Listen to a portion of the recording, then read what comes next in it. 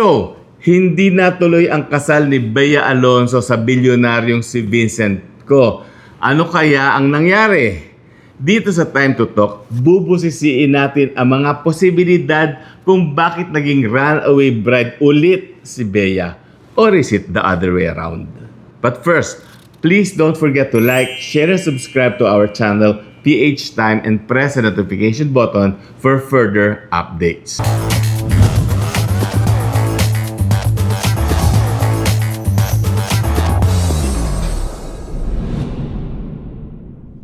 Naging masaya ang lahat para kay Bea Alonzo nang lumabas ang balitang she found a new love.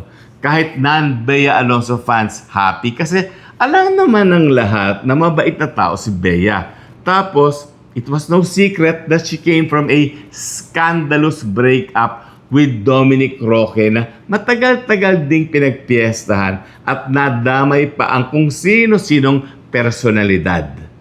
Noong second quarter of 2025, last year lang, umugong ang balitang may bago ng love si Bea sa katauhan ni Vincent Co. Sino na nga ulit si Vincent Co? Ferdinand Vincent P. Co. ang buo niyang pangalan. Siya lang naman ang panganay at nag-iisang anak na lalaki ni Lucio at Susan Co ng pure gold na medyo pangmasa at ng high-end na S&R. 46 years old na siya by July, pero hindi lang naman pure gold ang negosyo ni na Vincent. Marami pang iba. Kung pagsasama-samahin ang lahat ng negosyo, mga $2.3 billion ang net worth ayon sa Forbes Philippines. At kinita lahat yan sa malinis na paraan, walang maleta. May 3 pang nakababatang kapatid si Vincent, puro babae, kaya malakas siguro ang pressure sa kanya na magparami ng lahi. Si Vincent ay nag-aral sa University of Asia and the Pacific. Bachelor of Science in Entrepreneurial Management ang kanyang kinuha. Base sa mga lumang posts sa social media ni Bea at Vincent, sa Andalusia, Spain, nabuo ang romantic relationship nila. Tapos, eto na nga. Lumabas na ang mga balita na ikakasal na ang dalawa sa Espanya pa din. Dapat last May 14. Ang mga kaibigang artista nga ni Bea tulad ni Dimples Romana maagang nagpabook ng flight papuntang Spain. Tuloy o hindi ang kasal, Viva Espanya pa din sila. Sayang nga naman ang ticket, nabili na. Pero, nung May 14, ang dapat na araw ng kasal sa Spain, nakitang nag-attend ng isang business convention sa Pasay si Vincent, which means hindi nga natuloy ang kasal. Ngayon, eto naman ang mga nakalap naming maaari mga dahilan kung bakit hindi natuloy o posible naman naurong lamang ang wedding date. Una, may prenup. Well, standard naman yan sa mga mayayaman. Sa pagkakaalala ko, nagsimulang maintindihan ng nakararami ang prenup nung ikasal si Vilma kay Ralph Recto. Nung panahong yon, lugi si Vilma kung di naging successful ang marriage niya kay Ralph. Marami ng pera si Vilma nung time na yon. Si Ralph, 28 pa lang at nagsisimula pa lamang sa politika. At ang hindi naintindihan ng marami nung araw ay pangalang Recto lamang ang may malaking value sa pamilya ni Ralph. But in terms of wealth, ang haba ng binaybay ng Claro M. Recto Avenue na ipinangalan sa lolo ni Ralph pero hindi naman kanila ang kalye. Hindi naman poor ang pamilya ni Ralph. Assemblyman ang tatay niyang si Rafi Recto after all. Pero si Vilma pa din ang mas mayaman noon. So, balik tayo sa prenup ni Bea at Vincent. Ang totoo, hindi na kailangan ni Bea ang yaman ni Vincent. Posibleng ang bilyonarya na siya ngayon dahil magaling mag-invest. Nandyan na ang kanyang bahay sa White Plains. For the general public, impressed na ang mga tao every time magpe-flex ang artista ng ipinagawang bahay. Dapat namang ipagmalaki yun dahil pinaghirapan. Pero ang realidad, pagdating sa real estate, the name of the game is still location, location, location. Yan ang mantra ng mga nagbebenta sa mga mamahaling lokasyon. Sa henerasyon ng mga artista ngayon, iilan lamang ang may bahay sa mga exclusive subdivisions sa sentro ng Maynila. Ito yung Green Hills, Corinthian, at saka yung mga iba-ibang Valle Verde. Si Vice Ganda sa La Vista, kapitbahay ni Charo Santos. Sina Dingdong Dantes at Marian Rivera ang alam ko sa Bel Air sa Makati. Yung bahay ni Bea sa White Plains, ang laking investment nun.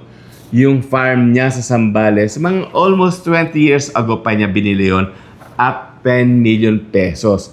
Mura yun that time. Nagdoble o triple na ang halaga nun by now. Especially since na-develop na. Marami ng puno at may mga animals na.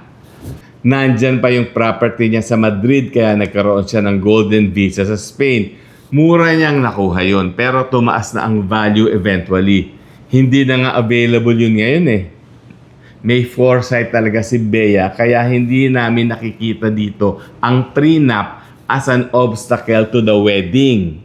Higit sa lahat, hataw pa naman ang endorsement ni Bea so mabubuhay yan kahit hindi makapag-asawa ng mayaman. Ngayon, bukod sa prenup ay may mga kondisyon pa din sa pamilya ni Vincent allegedly.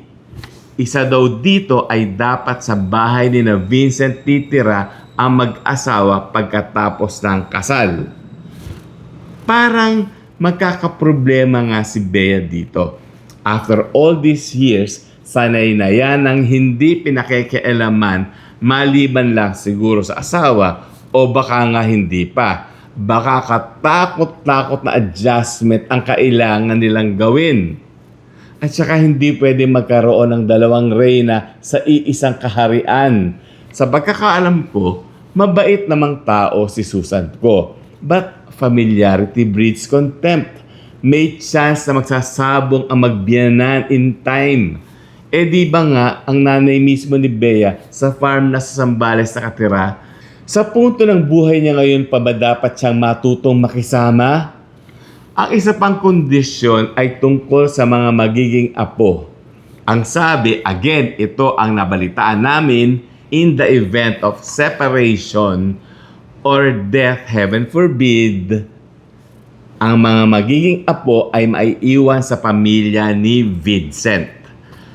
Kung maging non-negotiable man ito kay Bea, we will understand. Walang nanay na gugustuhin mahiwalay sa anak. Naiintindihan din naman namin ang pinanggagalingan ng pamilya ni Vincent.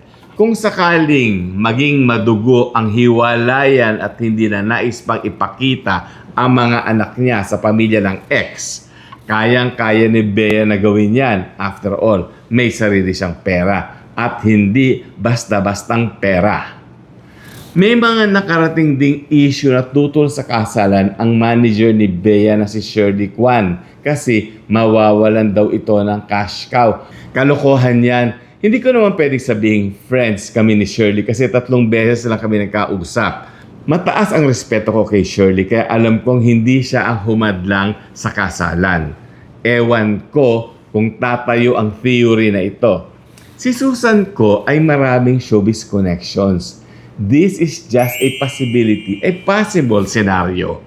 Hindi kaya nalapitan si Susan ng mga bulong brigade ng mga intrigero at intrigera sa showbiz at inintriga si Bea sa kung anumang issue?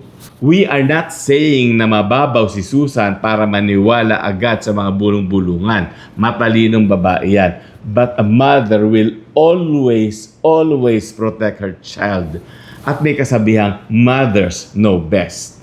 Sa pagkaudlot ng kasal ni Bea at Vincent ay nagpadala ng 2 abiso sa mga bisita. Ang isa ang sabi ay postponed. Ang isa ay canceled.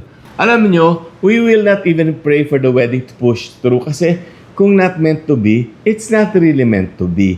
Pero para kay Bea at sa iba pang mga single dyan, lagi niyong tandaan ang dapat yung pakasalan ay yung mas mahal kayo because mas malaki ang chance na mas magiging maligaya kayo sa buhay may asawa. Ang balita namin ay matagal nang gustong-gusto ni Vincent si Bea. And who can blame him? Ang final word namin is for Bea. Kung manatili ka mang single, tandaan mo ito. You can be alone, but not lonely.